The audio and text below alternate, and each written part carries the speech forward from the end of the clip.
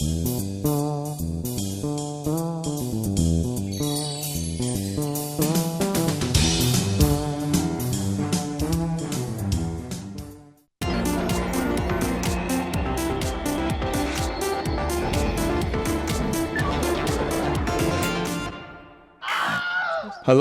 welcome to the patch. This week brought to you by Crunchyroll and Dollar Shave Club, and Ryan's new watch.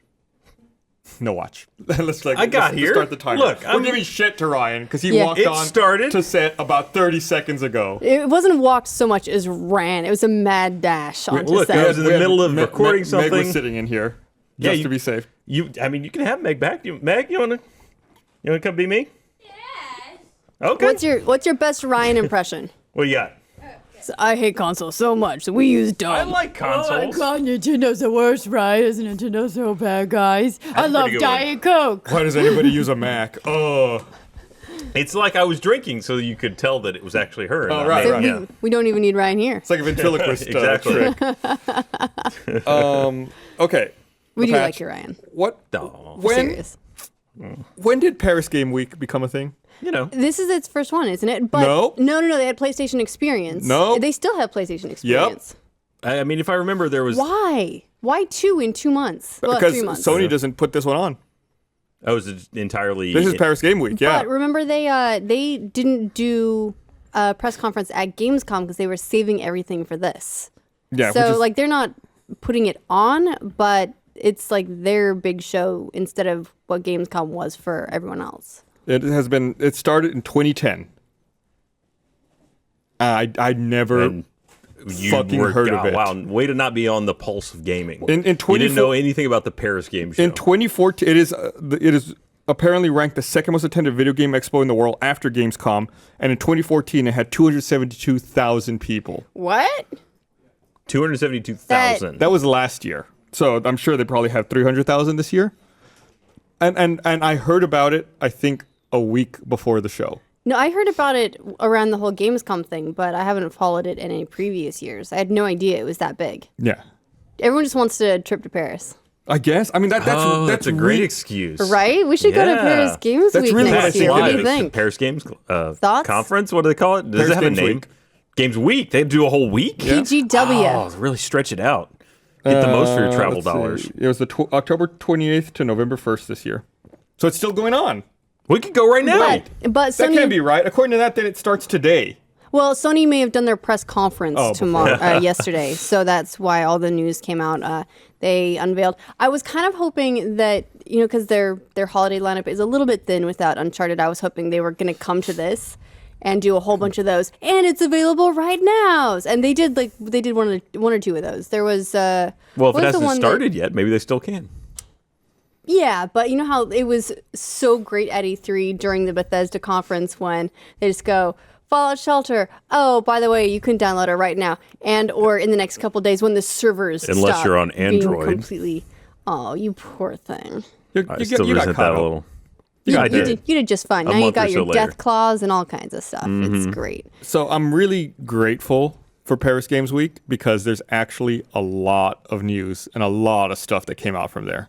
I mean, A lot of teaser stuff. A lot of VR stuff, actually. They showed off a lot of not gameplay, but a lot of concept stuff for... Not even just teaser stuff, but some of the stuff we've been talking about forever and getting annoyed at is finally starting to get release dates. I don't want to blow our whole wad. Yeah. So let's not blanket it. We actually have stuff to talk about that's hands-on, too. Like, we can talk about Halo, we can talk about Assassin's Creed, we can talk about let's not blow it all. But Elite controller. Like, we have things with not new. Well, we're not blowing it. It's not blowing it. We haven't talked about it yet. It's just things we can talk about. I'm just putting it on an agenda, okay? I already put out an agenda. It's right here. Fine. I'm just sharing it with the audience, okay? Fine. We're feisty. We're in a fighting mood today. That was the most lack of enthusiasm. We're fighting. We're feisty. Yeah, Man, that's a real lively It's like time. NPR. I don't know if I can keep up this pace. I had a second apple But juice today. I NPR think I is might so be a little too soothing jittery. now. You just listen to that, and I instantly feel smarter and really relaxed.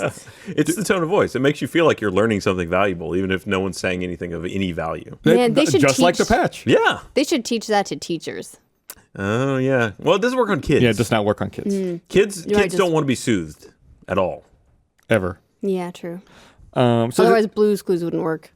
is Oh, yeah. either you a Tekken player? Anybody No. Well, I played it a long time ago. I used to play it in the arcade, but I have not played the last like 4 titles. Yeah. I've played 1 or 2 matches, but wouldn't call myself a Tekken player. Yeah, same here. I think I played the first couple, and it's been a long time since I've gotten into the series. So I guess that was one of the things that they announced this week was Tekken 7. And I think even with that one, like you mentioned, they announced some form of VR support, but they didn't delve into it. Yeah, pretty much everything they touched on with Morpheus is really surface, like really conceptual. It's PlayStation VR now, right? Yeah, sorry, it's PlayStation VR. Which, by the way, way less cool name than Project Morpheus. I know! That's just like the way it is with a lot of code names. Remember Project Dolphin? There's Natal. Natal sounds way more interesting than Kinect. Yeah, except everyone, if you read it in print, a lot of people are just like Project Natal. Yeah, Natal. Yeah. Neonatal. Pregnant ladies. Deep in the super exciting. Womb. Yeah, that was very nascent technology that probably could have stayed in the womb a little bit longer when it was first rolled out. Yeah. Oh, well, its little brother is better. It's somewhat. You learn from your mistakes of the first one, right? By the end, you just let them stay up. They don't have a bedtime. You buy them all the cool stuff. I'm not bitter. You're saying all the right things, but neither of you have kids. It's like you're there in the house. It's like I rarely have 2. You borrow kids. I borrow kids. That's not the same. It's great. Plus, they by came the way. this Borrowing tall them already. is awesome. I had to pick kids up from school for the first time last week. Boy, was that an experience. I feel like I need a minivan. You really should, actually. It's, well, I'm sorry. That's not Did you have gaming a related. minivan, We Ryan? got so much gaming news. We should talk about games and not picking up kids from school because that's a lot less interesting. Unless they're not your kids, then it's really interesting. Gus is he's completely flabbergasted. Like, what are you doing? I'm just zoned out. There it is. Yep. All right. If you want to see people live, why don't you tune in Friday to the sponsor viewing of Achievement Hunter Podcast? Which is named? Off topic. Yeah. Hey, nice. Yeah. I don't know if that was a surprise, but you guys made a show name for it. It's, once you put something on the site, the subreddit figured it out already. Yeah, it's all everyone figured it out. So we are not Tekken players, so I can't really speak too much to Tekken 7. But moving on from that, I guess they unveiled a new game called Boundless, which is being developed by Wonderstruck. It's a cross-platform title for PC and PS4.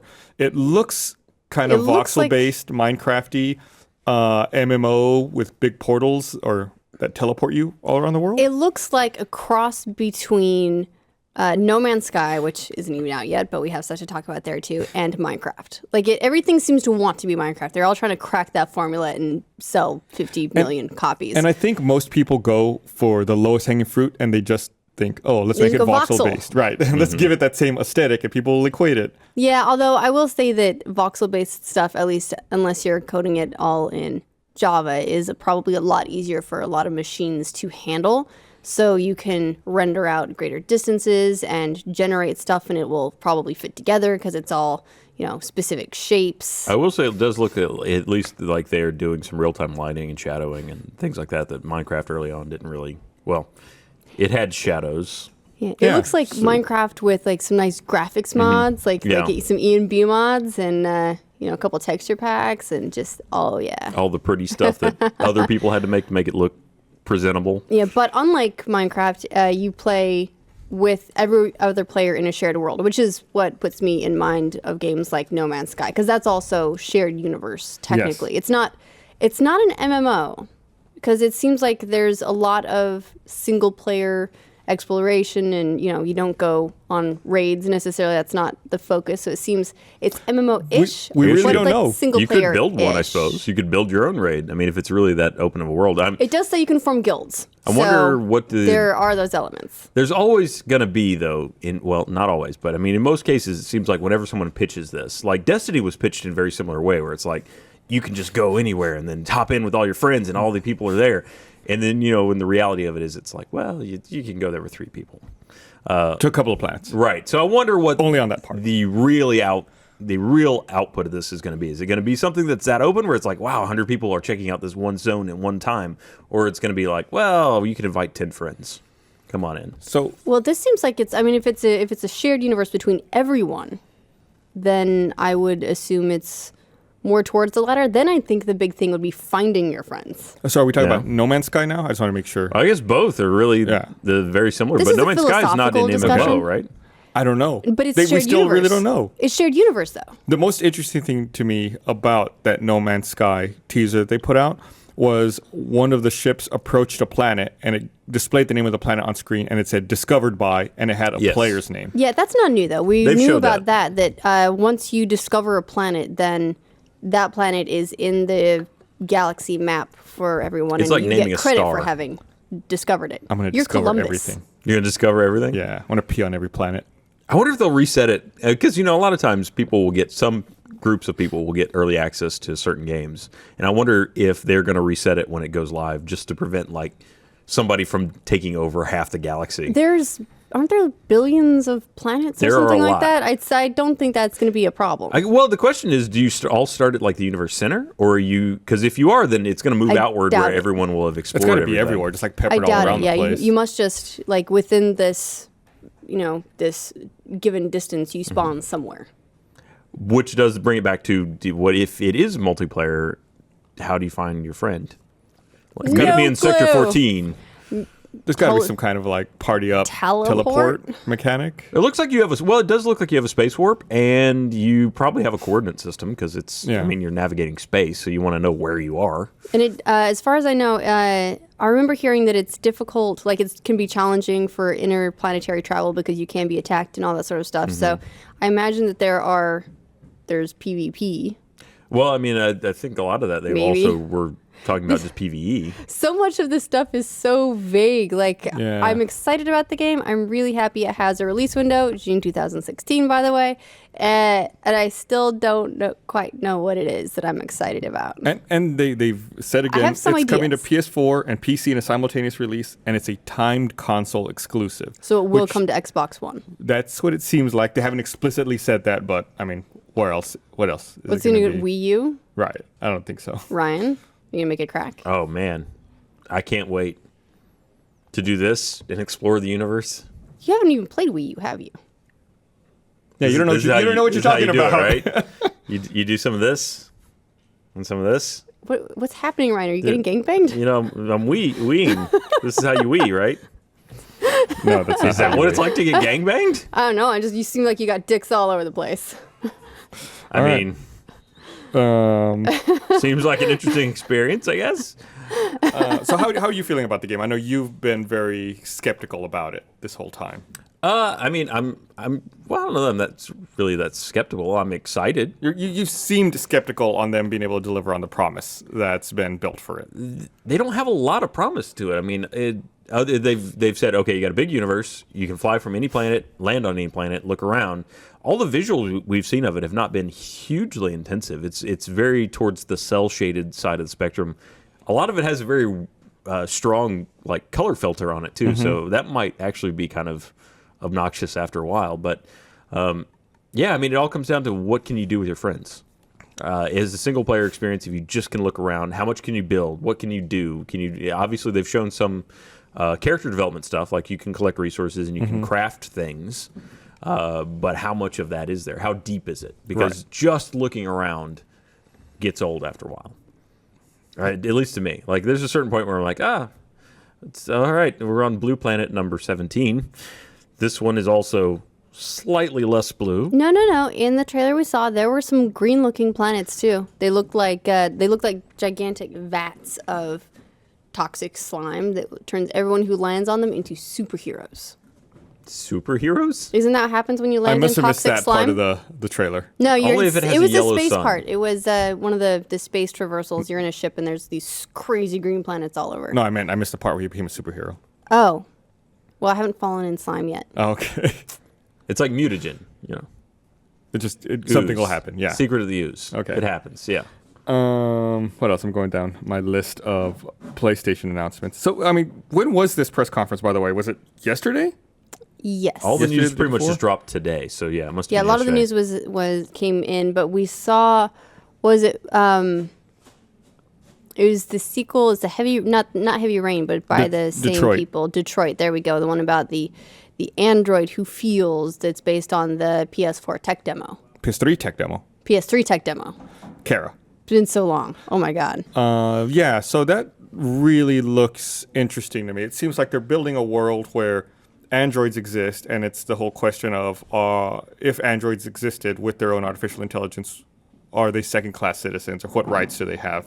And androids are always getting that storyline. They don't have anything new ever. It's always the "Am I human? Do I feel? Can we? Do I have rights? Etc. Yeah. Etc. Let's have an android life. Can we have a post-integration android story just once? We got to get through all the conflict first. We've done it. We've done it so many times. We've done it bad, like The Matrix. We've done it good, like that Robin Williams one, The Bicentennial Man. He became a real human at the end, but he died to do it. Would you classify Pinocchio? I would argue The Matrix is not that story.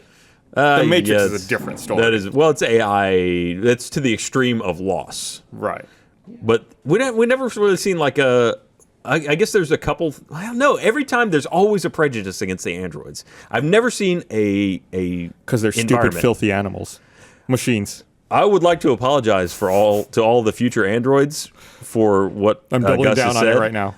Gus frequently, he's in so much trouble. The robots are going for him, but we don't the rest support of us his like attitude. robots a lot and would like to coexist peacefully with our overlords. No, I want an android footstool. Nice. But you want it to be sentient, so it knows that your feet are on top of it. So it knows that my feet smell bad are on top of it. Yes. You want it to have a nose too. No, yeah. I require that you have olfactory senses and sentience, so that you know what I'm doing to you. Yes, absolutely. Right. So it's really cool. I'm a big fan of the studio. I was a huge fan of Heavy Rain. Beyond Two Souls, I didn't get into as much. I didn't think it was as good.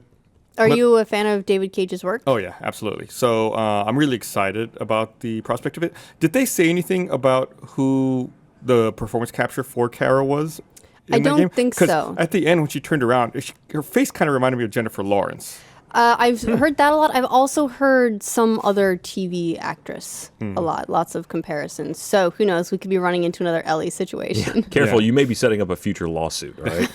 Be real careful about what you say. Not my problem. I didn't model it. I didn't performance capture it. Yeah, I feel like this game is probably going to be a little bit polarizing. David Cage's work tends to be. Either people really like it and the questions it asks and the exploration of the themes and all that stuff, or they just hate it and think it's emotional dribble. So it's should be interesting to see when this game comes out, what everyone thinks. I think, like I said, I really liked Heavy Rain. If it skews more that way, an ambiguity of choices as opposed to Beyond Two Souls, which seemed a little more gimmicky to me. I mean, like a Heavy Rain style game about human-android interaction would almost feel kind of like Blade Runner, right? Mm-hmm. Where it's nothing's necessarily black and white, but you get maybe more of the subtlety between the two choices or between two extremes. Kind of dystopian human-android future. That could be really cool. Mm-hmm. But no, we've done that before. Well, we haven't done it in a game. Dystopian android future? In a game? What about Deus Ex? That's what I was thinking, but that's more like augmentation. It is, but they also got into, or they're also getting into, the rights of people who have augmentations and they're second-class citizens. So it's pretty similar. It's not claiming sentient AI, but it is, robotics make you not a human anymore. What about that tremendous film with Will Smith? What was that again? iRobot? Yeah, that one. The one where they just took Asimov and peed on him for a while. But had really cool cars and stuff, right? Probably. Yeah, it did. Yeah, totally sweet. Yeah. Here, I'm going to read this. I want to remind everyone this episode of The Patch is brought to you by Crunchyroll. Crunchyroll is the destination for the most authentic anime experience you can find outside Japan. They offer the largest, most diverse collection of anime series straight from the source. Each season, they bring in the best new anime from Japan to deliver the largest lineup of anime, from classics to new favorites. Try out Crunchyroll Premium for 30 days for free with crunchyroll.com/thepatch. They have unlimited anime, manga, and drama titles. Newest episodes as soon as 1 hour after air in Japan via simulcast. All episodes are professionally subtitled and ad-free in 1080p HD. You can enjoy Crunchyroll across all devices: Xbox, PlayStation, Wii U, Roku, Android, iOS, etc. This fall season's lineup includes shows such as The Perfect Insider, The Asterisk War, Comet Lucifer, and Kaiku 2.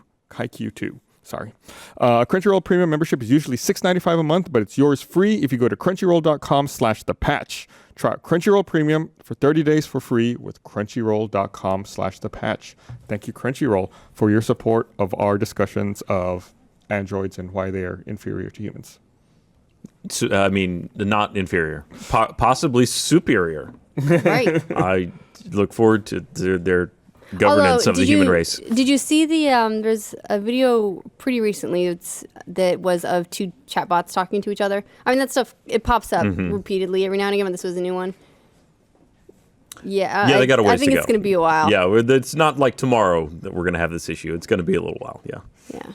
Do you want to buy some? No. Do you want to buy some? Yes. What? Really? Okay. Yeah. I heard they're, those robot autocallers? Mm-hmm. They're starting to, just publish the numbers those come from so you can block them. Well, it's because they're funny because you can call them on them being a robot and they're like, no, no, I'm not a robot. No, they never deny it. Yeah, they do. They do now? Yeah, there's been a couple published where if you talk, and they know their names of them too. Like there are certain models that have names, and they will identify the people that have them. It would be a weird job to be the voice of a robot. Do you think they actually use a human voice, or do they actually use a synthesizer? No, I imagine that there's some voice capture in there. Probably. I mean it sounds natural. If there's voice capture for Siri, then there's voice capture for these. It sounds natural robots. until they have a pause, like when it has to think. Do you think that if, let's say you're making one of these auto caller things and you've programmed a voice into it, would you give it regional dialects based on the area code it's dialing? Like if it's dialing... give it a nice little Texas drawl and have it call everybody honey. Right. If it's dialing people in Texas, it would use that. If it's dialing people like in Georgia, it uses more of a southern drawl. Do you think... Well, because do you think you're really going to get away with it when you're making one? Like this one, they'll buy this one. Well, just to tailor it a little more, make it seem like not quite as bizarre. Francine's the one. She'll convince them all. Remember, Bernie was caught off guard by it at first. Yeah, and he felt really bad when it acted upset that he thought it was a robot. So, it can get you. The capture is pretty good. It's when it starts just repeating things and it takes a little while for it to all fall apart. It seems like the first couple sentences can be pretty good. Which those are not bad if you're proactively calling for something. Like if you want to get a hold of somebody, then you don't want to wait for an actual CSR. You could just call and have a robot system that'll talk to you. Those are not bad. It's the ones that call you. The problem. Okay, and I'll tell you what the problem I have. Also, these aren't games, but the ones that you call, let's say you call an airline or whatever, is when they say when they begin their spiel, in a few words, describe to me what it is. Just at that point, they should stop. No further explanation. In a few words, describe what you're calling about. They keep going on, and you can't interrupt them because if you interrupt them, they're like, "I'm sorry. What did you say?" It's like, I was saying what you wanted. No, usually you can just immediately say whatever you want to say. Every time I try that, they're like, "I'm sorry. What were you trying to say?" I used to have to call the Microsoft one every day when I was working QA because we'd have to, whenever you re-imaged the machine, you'd have to set up the license. Right. And you can just, as soon as it's like, hello, beep, beep, beep, beep, just start typing in. You can just enter the numbers immediately without having to wait till the end of the spiel. So most of them you can interrupt. Okay. I feel really bad sometimes because I get, when I know I'm talking to a robot, I'm like, yes, customer service. Trouble with my account, whatever. So you don't have to be nice to them either. You just be like, yeah, shut up.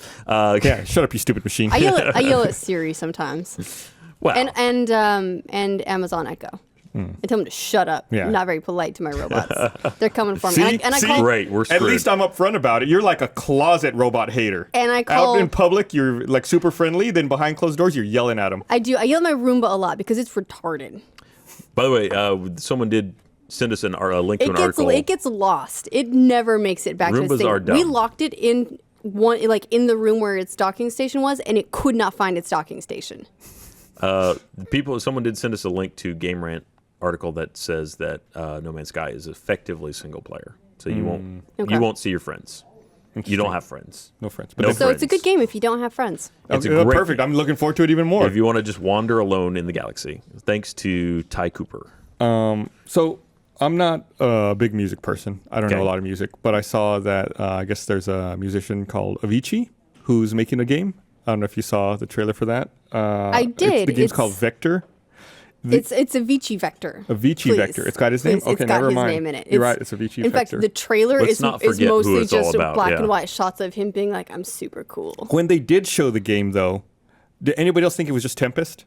No, you know what I thought it was is it reminded me of a mashup between frequency or amplitude and res. You know, I mean those were the big rhythm games of that generation, and so that's just immediately what I think of. And it had the sort of like cool, crazy, weird ship movements and everything that I associate with Rez, but it was also on a path that I identify with Amplitude. It just made me think of Tempest, but instead of you going around the path you always stayed in one place and the path moved around you.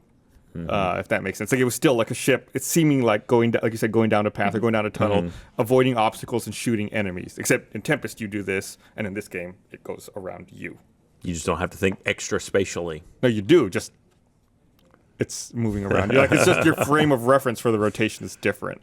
It looked like a cool game, but I was a big Tempest fan, so I don't know. Is the world ready for another rhythm game? I mean, we got the resurgence of both Rock Band and Guitar Hero. Well, and Amplitude was successfully crowdfunded, so I don't think they're going to be on a AAA level. I think they're kind of niche at this point because it can be a little bit challenging to do some of the rhythm games with your fingers. As I recall, it was either frequency or amplitude. One in particular was a little bit weird because you'd have like your shoulder buttons but that was only for 2 of the tracks. And for a third track was like this other button that like it wasn't a left or right. It's just they needed a third button. So they assigned one, that said, they're a lot of fun. They are. It's, they've had kind of a weird journey where they were huge, and then completely silent on, there's still little ones here. They're like, the dungeon crawler that was rhythm-based. We did that for Game Club, right? Oh, God, that was so much fun, by the way. Curse of the Necrodancer. Yeah, Crypt of the Necrodancer. I still break that out and play it. It's a lot of fun. Do you think that crowdfunding something is actually a good barometer, though, for public interest? No. Because it seems like so many things get necessarily. crowdfunded. Yeah. I think it's a good interest. I think it's a good barometer for seeing if there's a core audience still there, but more widespread audience, I don't know. I mean, for example, Amplitude. Don't think it'd be a AAA game, but successfully crowdfunded. So it'll at least, like, the fans will be happy, the diehard fans. But again, will it break out? TBD. I'm Same also with, curious. Shenmue 3. It crowdfunded a ton, but we'll see what sales it wasn't outside enough, of that though. do. But that was not enough to actually make the game good. The Sorry, crowdfund guys. was only that was all it was intended to be, right? Was just a test of the audience's willingness to play and buy the game. It wasn't even really to get any money. And also to get the money, bro. Well, to get some of the money, but all the money was supposed to come from Sony. Yeah, but they're complaining about how they didn't get enough money. That's the thing just with saying crowdfunding if the audience had given $10 million, then we wouldn't be having this discussion. That's actually way to fail, audience. If you just supported it a little more, if you bled for it. I mean, do you feel like the people that are doing crowdfunding campaigns have gotten closer to the mark recently on actually asking for and receiving the amount of money they need to make a game? Because that was a big thing when this started. I think there are companies now who have been through several iterations of it who you missed your mouth. It's a shame y'all didn't see that. He missed his mouth with the soda. There are companies that you didn't get it on you. That's amazing. There are companies that have been no one saw it through different iterations of crowdfunding, and they've done it successfully. And those are the ones I support. Like I've talked about them before, like Harebrained Schemes, who did Shadowrun. They're doing BattleTech now. There's other ones though, like this whole Shenmue one that we're still talking about. It's like I don't think they understood the way it was supposed to work or the way it worked. They had their pie in the sky idea, and it's not always what's going to happen. Everybody thinks they're going to be a new Star Citizen, and they're not. Right. Yeah. Well, and but the Shenmue 3 backers were big supporters. The average contribution on that was $91. Wow. So they were happy to pay more than the retail cost of a game to get it. Yeah, and it still wasn't enough. Way to fail. Yeah. You guys just letting him down. You're letting him down. So I think there's a lot of game companies I still am wary of. But I think there's a couple. I think we're now starting to reach a point where there's enough experience where people are figuring it out, and it's actually going to become more viable. And hopefully we'll start seeing less trash stuff that just disappears or doesn't go anywhere. I think it helps a lot with that we're seeing developers with reputations going to Kickstarter. Like Peter Molyneux. Sorry. Good. But Bad like, reputations. there's the Divinity Original Sin guys, and then they've got Divinity Original Sin 2 going now, and everyone loved the first one. It's really not Original Sin at that point if it's 2, is it? It's unoriginal sin. Yeah, they found some new sins. Divinity New Sins. I mean, what's life without added sins? The Sin DLC. The 8th sin. So I'm gonna go back to Paris Games Week just because there was so much about it. So when we went to E3, I didn't really pay too much attention to Horizon Zero Dawn.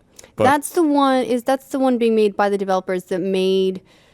Ooh, their last game was that chick with the really long red hair. Oh, I forgot you what know that the was one called. I'm talking about. Yeah, it was like a big PS3 title. Yeah, let me see if I can Long red pull hair it up. chick. Yeah, PS3. Got it. That was everybody played that one. All their commercials were like you didn't like play cinematic.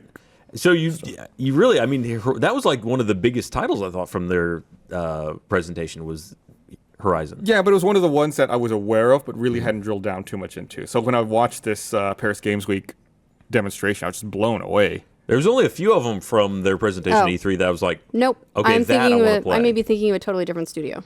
Because both presentations were very heavy with cross-platform. So anything that you just rule out immediately that's cross-platform because you can play it anywhere. This was one of the few ones that was like, oh, okay, that looks like something I would love to try out. Because it's PS4, right? Yes. Oh, this is actually made by the Killzone Guerrilla developers. Games. Yeah, Killzone. Who doesn't want to hunt giant robot dinosaurs? Now it's just going to bother me like what the Not redhead Android. chick's name was. But I like clear. this. This chick reminds me of like a lead character in Vikings. Yeah, so I guess it's with a the sweet braids. future post-apocalyptic game where man is fighting machine. Look, Robot they're not dinosaurs. androids, though. I guess they could be. Very primitive androids. Well, androids, android is just a word for an advanced robot, right? You know, I'm not exactly But I think sure it what has, the precise it has to definition look is. human, I believe. It has Okay. a human form? Okay. Yeah. It's a mandroid. Or a woman droid. A woman Lady droid. droid. A human droid. Human droid. There you go. I like it. I'm going to look it up real fast. And so I thought the game looked really cool. It's an interesting premise, just like going that far in the future. A robot with human appearances is Android. Oh. Okay. So, yep, there you go. So I'm excited about it. They had I thought that presentation they gave was also pretty long with Horizon. So it's neat. It's another thing to look forward to. Where am I at here? Then another one I was really excited about was Matterfall, which I don't know if you saw that trailer.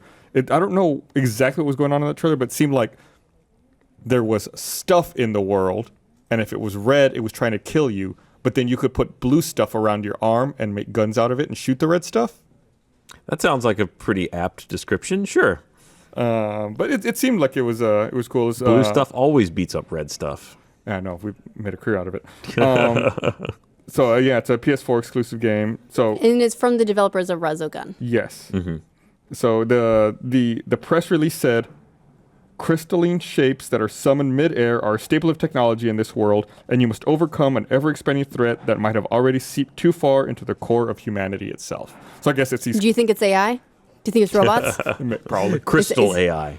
I'm having a lot less fun with this now that you pointed out every story is exactly just humans fighting robots over and over, or humans fighting and androids robots over never and get over. along. Someone pointed out like the Almost Human show, but there was I still really liked that show, by the way. there was still I was prejudice though, right? Like there's that was the whole hugely prejudiced. Yeah, And like the main guy's like, I don't like robots. at the and that one's my partner. It was about him learning to love his robot partner too. Like there was one point where he didn't like his last partner and he like chucked him out of a moving car and it got run over. And it's like it didn't matter because it was just an android. But honestly, I feel like humans versus robots, like androids, and humans versus zombies are really similar things. It's just ways to be like, it's not human on human violence, so it's totally okay. It's human on something else that just kind of looks human violence. Like Prometheans. Hey. Yeah, kind of like how Halo 5 has a teen rating instead of a mature rating for the first time ever in a Halo AAA title. Well, you did spend an awful lot less time shooting things that actually bleed in this one. Yes, and sometimes when you shoot them, they just kind of dissolve and disappear. Well, any Promethean just goes, and Right. becomes dust. So that's exactly what he was saying, right? Well, yeah. But you still shoot bleeding things occasionally. He got the sound effects and everything No, the sound effects were good. Mine was more descriptive. I was fleshing out the answer. without flesh. Yes. Just I dust. was explaining the lack of flesh in the answer. So maybe we can break up our Paris Game Week talk with that. I mean, Halo 5's out. It just came out this week. And somebody was at the launch party. I was at the launch party. I hear you and Jeff had to share a controller. We did have to share a controller. Wait, what? How did that There work? was it was a gaming tournament. And A celebrity gaming tournament. They were afraid of our awesome power. So Do you want to they name shared a drop? Who else controller. was there? Come on. It was streamed, dude. That's public there was, knowledge. I'm going to make a guess. I'm going to guess Nathan Fillion was there. Nope. Really? He's No? in it, Wasn't he and supposed dude to be? loves some Halo. Nope. Okay. He was not there for the tournament. He may have been Yeah. there somewhere else, but he was not in the room I was in. Yeah, that was going to be my guess. Ike Amadi, who's the actor for Locke in Halo 5. Okay. Travis We Willingham. talked to him at E3, I think. He was a nice dude. I think we talked to him at E3. We talked to a lot of people Let at me E3. finish naming my goddamn people. You keep interrupting me. Travis Sorry. Willingham, who's the voice of Frederick. Laura Bailey, who's the voice of Vale. Major Nelson. Kiki Wolfkill from 343. Was that it? Oh, and me and Jeff. Oh, and Claude Herrera from HBO. But most importantly, you and Jeff. Most importantly, me and Jeff sharing a controller. Did you win? No. Did you But come in close to in winning? the end, we Did were you- not the last losers. Did you suck magnificently? You mean the first magnificently? losers? We were not the last losers. If you lose last, that's what people remember. Okay. That was our consolation. But if you lose first, don't they remember you too? No, 'Cause that you was were in the past. But then we came back and we got to play like a redemption round, and we were on the winning team then. So that's what we Nice. said. That was later in the night. That was at the actual Microsoft store. At the I hear launch. you got to be Sarge look and Jeff good. got to be Donut. Oh man, you heard about that? I did. What? Someone came up to us and asked what voices we do in Red vs. Blue, and I said I was Sarge, and Jeff said he was Donut, and so we improv'd a scene between Sarge Supposedly and Donut. that is out there. There's a It is out there's there. a I've video seen out it. there because Jeff demanded it be posted to the internet. It was terrible. It was late at night. I'd been screaming all day from the tournament earlier, so my voice was shot, and it was just... Which would be perfect for Sarge. No, it was not good. But it was good. I've had a lot of fun with the game. I feel like in their interest of full disclosure, you're supposed to say that they did provide me a code to download the game, and I played it to campaign completion before it came out. It's about, 9 hours long? I don't know if you finished it. I've beaten on Legendary already, and I'd say I did Legendary in 9 hours. Yeah, 8 or 9 hours, somewhere in there. And it's fun. It's a lot of fun. I don't know what to say about it. I feel like Halo is one of those series that's difficult for me to be objective about because we've used it and played it for so long, and we're so closely tied with that franchise. But I'm a big fan of that series. Yeah, it seems like the most common repeated reviews going around is that campaign's mediocre, multiplayer is very good. Multiplayer, I would agree, is I was very worried about multiplayer after how rocky the Master Chief Collection was, especially with the scope of some of those Warzone games. But I haven't had a single problem with it. But multiplayer just unlocked for us a few days ago, right before the game launched, and it seems like it's been working without a hitch, other than the fact that I suck, which is to be expected. The complaints I've heard from a couple people are they feel like there are too many... Is it microtransactions in Warzone? There are Rec packs. a lot of microtransaction tie-ins. Actually, this is a good thing to mention for both this title and Assassin's Creed. There's a lot of microtransactions on the back end because the rec packs are not something that's hugely necessary, but they are great helps. They're very akin to the Battlefield 4 / Titanfall, like the cards you can play. Burn cards. So in the rec packs, you can have various things, including like armor customization. That's where you'll unlock all the armor pieces, but it's also where you will get weapons and vehicles that you can summon during Warzone. So, and there's this whole system where as you play, you build up like a rec level. So initially you won't be able to call anything too super, but as you get all the way up to 10, then you can unlock your major heavy weapons. I've played Warzone a few times. The concern I had going into that was that there would be a lot of unbalancing because all of a sudden, like the entire other team would just have tanks. I have not noticed that at all.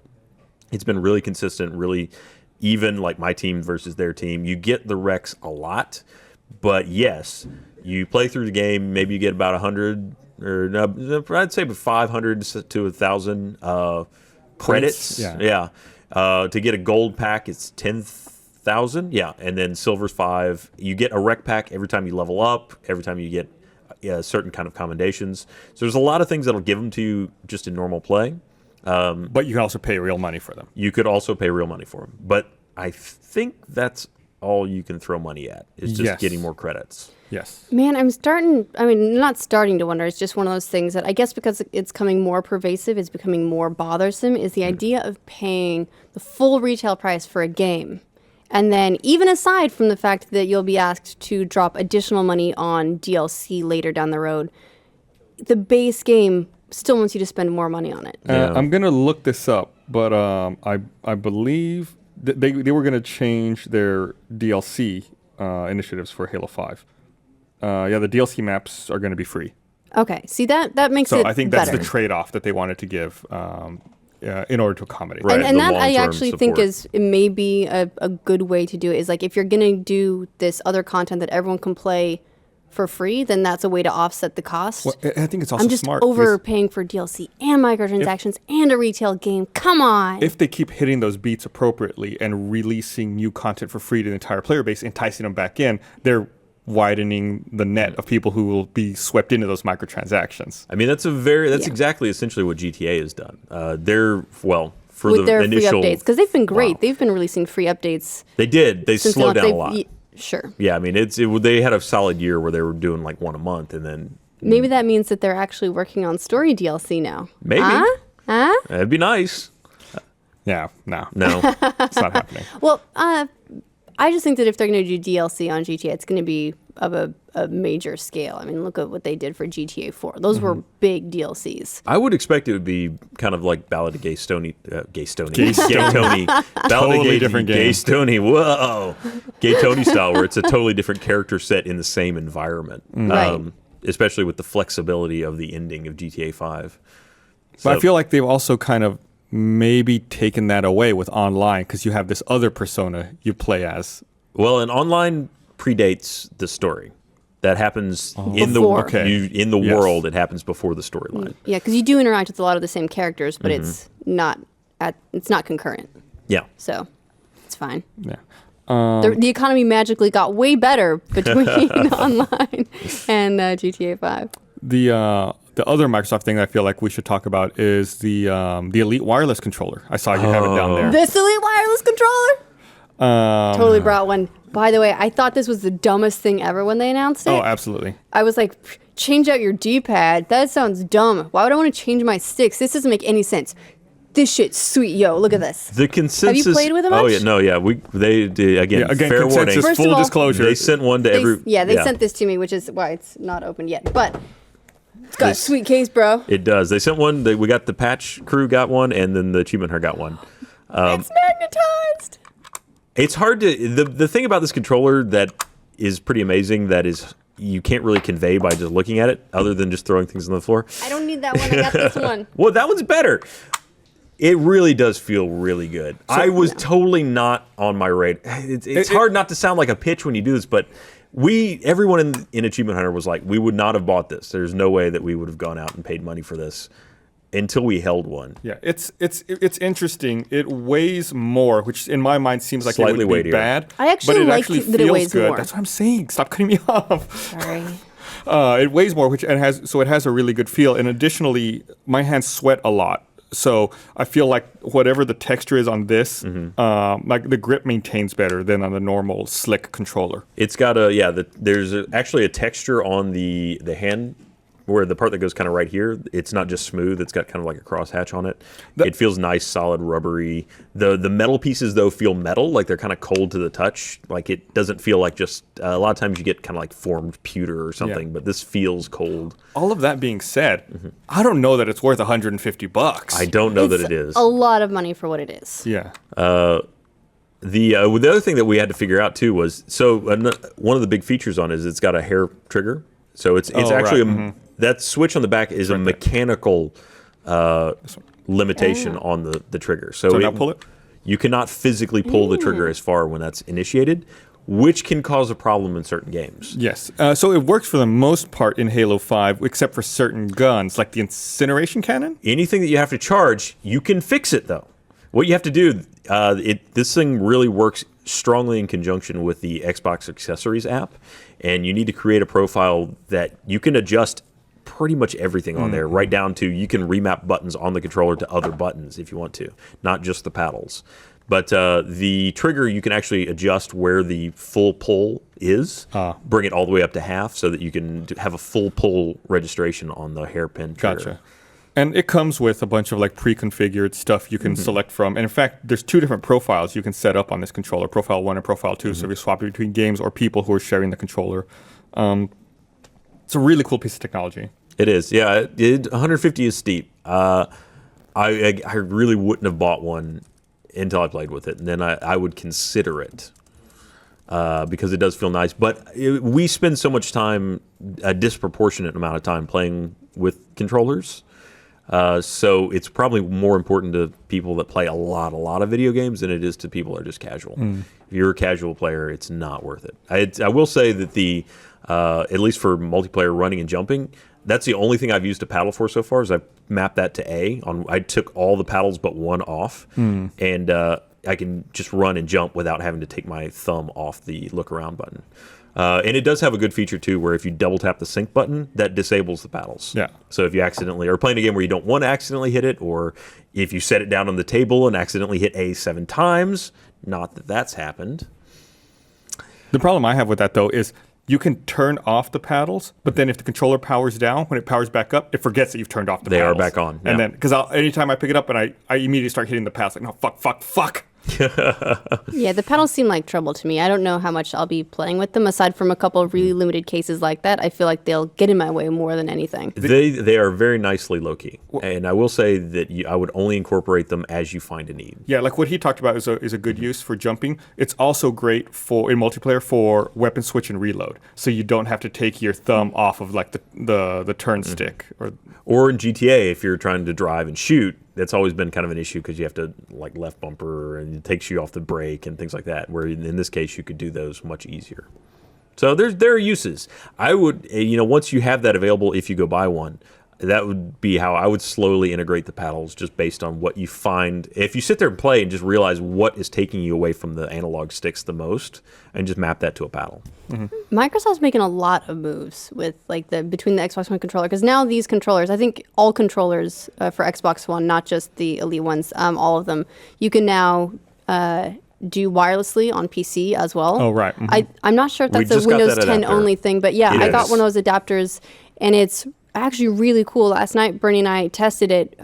You can sync multiple controllers to one wireless adapter. Up to 8. So yeah, we were playing Guacamelee, had the one thing, and now we don't know why we have 4 adapters. Yeah. We initially thought we could only have like one per. The adapter is a little bigger than you'd think. It's looks about this big. It looks like a little tiny, like a little bitty USB dongle when you see the pictures, but that's internet scale, it's and about it's the size actually of this mic. it's pretty big. Oh, really? That big? Not this thick, wide, but just like but this long. length, It sticks out a lot, so you're not going to want to put it in a front USB slot, for example. No, it does that's come with just asking for trouble. It comes with a USB extender cable though, so you can just plug it to the into a bottom of your back, table. and stick it anywhere. Correct me if I'm wrong. Does it work with 360 controllers too? It's supposed to.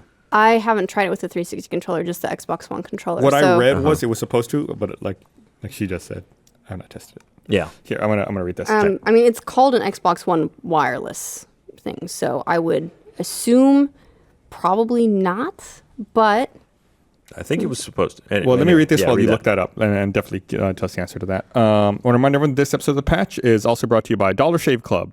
Stop shaving with an old razor. It's gross. Why are you torturing yourself with a gross old blade week after week? Probably because you don't want to shell out $20 for a pack of new ones. DollarShaveClub.com has revolutionized the way men shave. With Dollar Shave Club, you can shave with a fresh blade as often as you want because they deliver a whole sleeve of amazing razors for just a few bucks a month. The razors are so good, millions of guys have joined. Even the billion-dollar razor corporations are freaking out, but instead of lowering their bloated prices, they're trying to fool you into milking the same blade for an entire month, and that's gross. They price gouge us long enough. Never go back to squeezing weeks and weeks of shaves out of a disgusting rusty blade. Join Dollar Shave Club and use a fresh blade whenever you want. Feels amazing, and it's a third of the price. Join the millions of others who figured out the smarter way to shave. Join Dollar Shave Club now by going to dollarshaveclub.com/patch. That's dollarshaveclub.com/patch. Thank you to Dollar Shave Club for your support of our discussion of how androids are inferior to humans. I didn't read the next line. What's the next line? All right, so it says specifications for use of the Xbox One wireless controller or Xbox wireless controller. The next line is not compatible with controllers designed for the Xbox 360. There is, I just found, though, an Xbox 360 wireless gaming receiver for Windows, so it's just a different dongle you need to get. I think they discontinued that, though. They did. Never mind. And I complained about that in the last patch, and I don't have the piece of paper in front of me. A very nice member of the audience actually sent me one and said, "Hey, we used this once, and we didn't have a use for it. So instead of throwing it out, I mailed it to you. So thank you very much. I will find your name and actually thank you formally. I will find you. I will find you, and I will thank you in the good way, not the Liam Neeson way. Yes. That's I don't know. I've gotten used to the Xbox One controller. I didn't like it as much as the 360 controller for a really long time, but now I think I've just gotten used to it, and now I like it a lot. And so that's what I default to. I don't default to a 360 controller anymore. I'm not sure when that changeover happened. Well, all the 360 controllers I've got anywhere near me are all kind of rickety at this point. Like, they don't age well. They get really, like, creaky and like, pop, and it's not good. Like, maybe a fresh one would feel good at this point, but the ones I have are, like, not good. Well, we've got...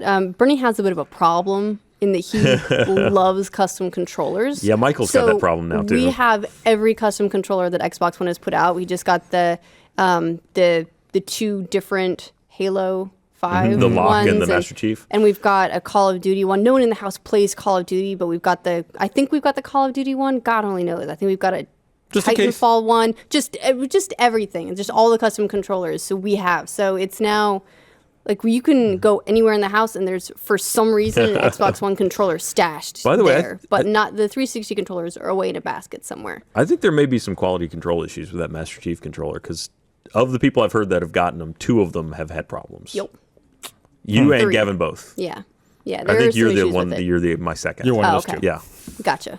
Never mind. I wasn't gonna ouch it. No. Over time, with those 360 controls, I have a bunch of wired ones that we use over there in the Let's Play room, and like some of them, it's like if you just leave them and not touching them, the sticks start drifting to one side, and you see your cursor just like no one's touching you. Go back to center. Do you practice percussive maintenance on them? No, I do not. I like that. Maybe you should do some preventive you just hit the shit out of them. That's a word. Yeah. That's an actual term for just banging on stuff and fixing it. I always thought of it as a technical tap. Yeah. There you go. Yeah, that'll work too. Yep. I do it on the fridge a lot. We're getting pretty close to the end. We should talk about Assassin's Creed before we run out of time. Talk about Assassin's Creed. What's up, Syndicate? Yeah. Have either of you played it yet? No, I have not. No. Okay. I've played a little bit. I've played a couple of missions, but I'm not super far into it.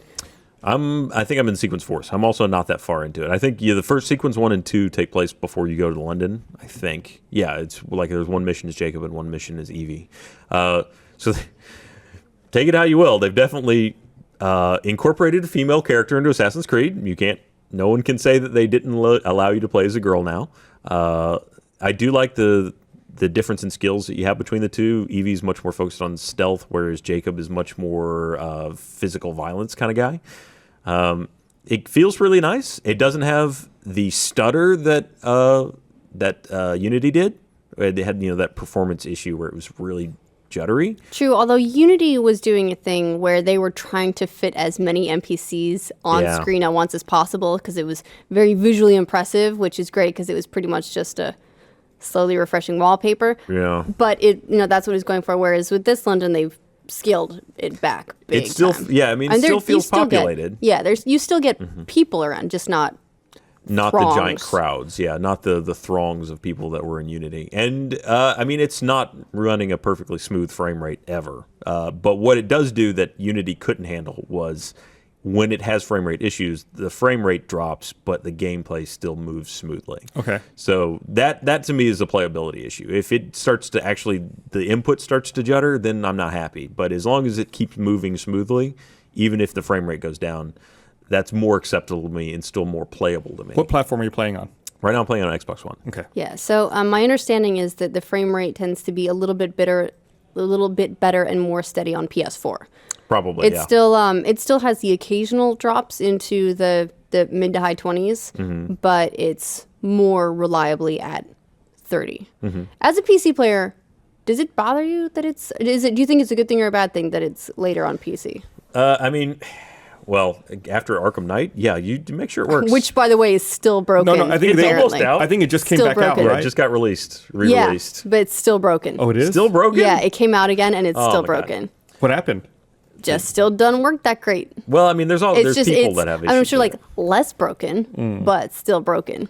People always talk about how PC Master Race has, oh no, I got the buttery smooth 60 frames per second. No, I mean, old school PC playing, you're real used to not getting 60 because getting 60 frames per second in a lot of things means paying a lot of money. And I'd say there's a lot more of the PC game crowd that's pretty used to having, either proactively dropping visual effects to promote higher frame rate, or just dealing with the fact that it's going to go up and down. That's just part of playing on a PC. Unless you can afford to have a dual Titan setup, that's natural. Growing up, I always yeah. Growing up, I always had kind of a shitty gaming PC, so I was really used to the occasional slideshow. Just trying to load into anything or get it going, and you get really patient about slowly moving through this area that just completely fucked your PC over. I think that's where the conceit is, because on a PC, if you always have the option of making it better by either changing your PC or changing the settings. Yeah. Whereas on a console, that's what it is. You live with it. But you think they should have the correct optimized visual settings for the console. They know what they're getting. There's no variation in the console. Do you think developers probably feel like they have to live up to a certain standard, right? I feel like that's what really went wrong with Unity in some ways, is they, Black Flag on the Xbox One, one of my favorite things ever in an Assassin's Creed, the fast travel was very fast. It'd go dark and you'd be somewhere else. I'm kind of sad that Syndicate isn't as fast as that. But while it was not in some ways as beautiful as Unity, it worked really well, played really well, and I was fine with the level of graphics. I didn't need more. A lot of people always clamor for higher fidelity graphics, but in some ways, just give me a good graphics that tell a good story and good playability, and that's really the golden triangle. And a lot of it can be offset with art direction and art style as well. You don't have to have something that's photorealistic. If it just looks convincing and has a great aesthetic to it, you can get by with a lot. And look at a lot of the games we've played for Game Club. A lot of them are made by tiny teams. They don't have a lot of resources at their disposal, but they manage to make games that are absolutely gorgeous. I feel like there's a little bit of a polarization happening there, that there's the hyper-realism and a lot of the AAA games are going for, and then there's stylization to optimize a little bit better for the indie developers. I think that a lot of the AAA developers are looking at they release an E3 trailer and it's like, wow, it's pre-rendered and it's amazing, and they're all going for that gasp when it's like it comes out of the pre-render and into gameplay. It's like, oh, look, it's like it's pre-rendered. But that's Chorus of Angels. Oh. Yeah, it's not practical. I'd rather have a good, solid game. And if it doesn't look like a pre-render, then either don't do the pre-render that looks like that, or we need to get better at educating people that a pre-rendered is not what you should expect of gameplay. Right. Yeah. We talked about this forever ago on the patch when Diablo was coming out on consoles, where after it had been out for 2 or 3 weeks, my wife saw the commercial on TV and said, "That game looks really scary. Do you ever play that one?" I said, "You've been watching me play that game for 3 weeks. The game doesn't look like that." It's the pre-rendered cutscenes. It's totally different than what you actually end up playing. Well, a couple other thoughts real quick on Assassin's Creed before we have to go. It does feel very Assassin's Creed. The combat system is very fast and kind of tight, and it feels nice. I like it. Some people aren't as big of a fan because they feel like it elevates them more to a superhuman level. It's a little bit more brawly. It's a lot more brawly, a lot more vicious in some ways. I think. Oh yeah, it is. I mean, you're snapping limbs, and it's a lot more MMA in some ways. But it's very fast. So there's a lot of very quick strikes and quick movements. But it feels good to me. It's Assassin's Creed. You're going to have 7 mission types, and you're going to do those all around the city until you own the city. If you like that sort of thing, then this is a good example of that. So far, the story's okay. Jacob's a bit of a twat, but other than that... So you haven't finished campaign yet, then? I have not, no. Okay. No, my understanding is he continues to be a bit of an idiot. I But can see he's got a sweet hat. He does have a sweet... I haven't upgraded the hat yet. I'm still in the original hat. I have not gone to the top hat. I feel it would be impractical to assassinate people in top hat. Oh, I think so too, but that's why he goes into assassination mode and top hat, come off, goes into magical pocket, hood comes up, now I'm an assassin. It's one of those magician ones. You pop it out. A knife comes out, kill someone. It's like, I'm going to pull a rabbit out of a hat. Just kidding, it's a knife and you're dead. Yeah, see, I could see practicality there. Yeah. And then I guess, I talked about Blizzard briefly. The Overwatch beta started, which I am not in. and I'm very sad about. Are you either of you guys into it? Nope, not in it. Yeah. Signed up for it. Everyone that I've talked to that has played it is just absolutely in love with it and can't stop talking about it. So they said very specifically it was going to be a very small beta, right? Yeah. So the only time I played it was a long time ago. It was at PAX East. I think it was PAX East. So it's been months and months. But at the time, it was really fun. Mm-hmm. And they've added, they've started talking about a whole bunch of new characters since then. And I mean, it's Blizzard. It's going to be good. Yeah, I have total faith in them. And also, and speaking of Blizzard again, StarCraft 2, the Legacy of the Void is November 10th. So crazy. Yeah, that's not this coming week, but next week. That day, Tomb Raider, Legacy of the Void, and Fallout 4. No, Dang. Fallout 4, fuck, yeah. All in the same day. I'm kind of surprised that Tomb Raider didn't just sort of move out of the way of that one. Here's a big discussion I was having in the Achievement Hunter office, and everybody's saying I was an idiot. What order do you play those three in? Name them again? All right, we got Fallout 4, Tomb Raider, Rise of the Tomb Raider, and StarCraft 2, Legacy of the Void. Fallout 4, StarCraft 2, Rise of the Tomb Raider. Fallout 4, Rise of the Tomb Raider, StarCraft. See, that's what they were going with. I think I want to get... I know I'm going to like Tomb Raider. I think I want to get it out of the way, though, because it'll be like a 9-hour, 9 to 10 hours. Like, I can play it, enjoy it, be done with it. Then we can talk about it, things like that. Fallout 4 is going to be a lot of life. Fair enough. I feel like Fallout is one of those games, especially, and I feel like this might have been less the case with Fallout 3, but with 4, part of the fun of playing it is going to be riding that initial hype wave. Mm-hmm. Like you get people that are excited or outraged or whatever, and you're part of that conversation immediately. That's the entire appeal of getting something right at the beginning. Awesome. Whereas I feel like Rise of the Tomb Raider, I'll play it and enjoy it, but I don't have to play it on day one to feel like I'm getting the experience that I'm going for there. With the first two that we said, I don't want those stories spoiled. Rise of the Tomb Raider, I'm less upset That's about. That's true. The story of Rise of the Tomb Raider, I don't care. But Legacy of the Void, I definitely want to do. And that is, again, not a huge game. You want to know what the story of Rise of the Tomb Raider is? Girl gets in trouble. She's going to go to a lot of crazy places, kill way more people than should be necessary. And doing severe psychological trauma to herself. And take more physical damage than any human being can actually do. But she gets away with stuff. And she has a totally sweet accent. Yeah. All right. Well, we're at time. So with that, we'll bid you guys adieu. Stay tuned for Game Club, and we'll see you guys next week. Which I've not stopped playing, by the way. I can't stop playing that game. Good game. Constantly. 4 more credits.